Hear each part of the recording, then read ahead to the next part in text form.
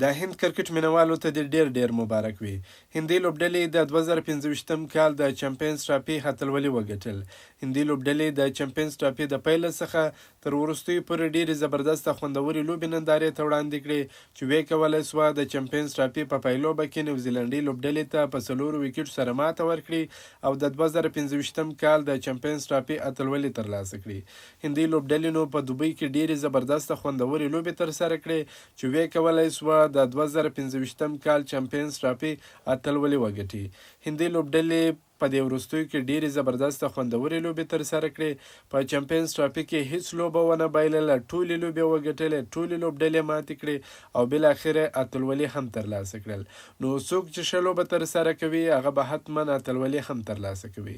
هندي لوبډلې که څه هم په نن لوبه کې مس فیلډینګ ترسره کړ، کیچونه یې مس کړل، 4 کیچونه یې مس کړل، ترڅنګ یې نیوزیلنډي لوبډلې هم 2 کیچونه مس کړل، خو بیا هم وکولی سوه چې په توپوهنه کې یاد هدف ترلاسه کړي. نیوزیلنډي لوبډلې بیا په توپوهنه کې تر 30-40 پورې کمې منډې کړې وې، نو ځکه یې لوبه وبایلل او ترڅنګ یو څه مس فیلډینګ هم وکړ. بله غلطي د دوی دا وه چې 3 فاسټ بالران یې اخیستې وه.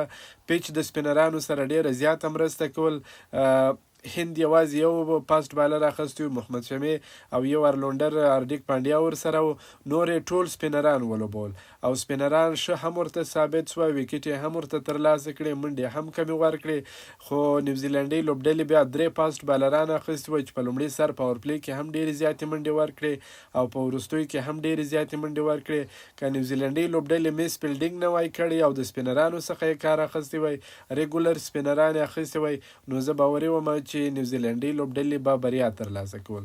خو دا چې اوس پایلوبه ترسره سوله، هندي لوبډلې بریا ترلاسه کړه. د هند ټولو مینوالو ته دې مبارک وي، هغه کسان چې هندي لوبډلې سپورټ کول، د هندي لوبډلې په ملاتړ پوسټونه کول، هغو ټولو ته دې مبارک وي.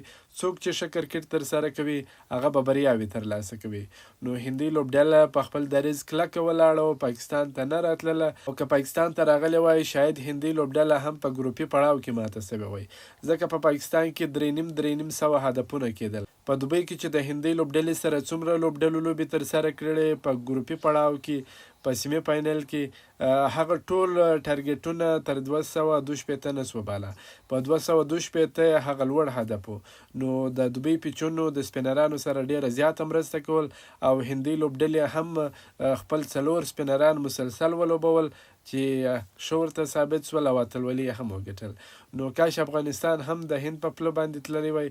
د افغانستان سپینران نو هم ماشاءالله په نړۍ کې په لومړي مقامونو کې دي، نو هلته بیا ښه ځلېدل. خو په پاکستان کې سپینران هم هېڅ ونه ځلېدل، فاسټ بالران مو هم یو څه ونه ځلېدل. په دې هیله چې افغان لوبډله په راتلونکو پړاوونو کې ډېرې ښې لوبې ترسره کړي.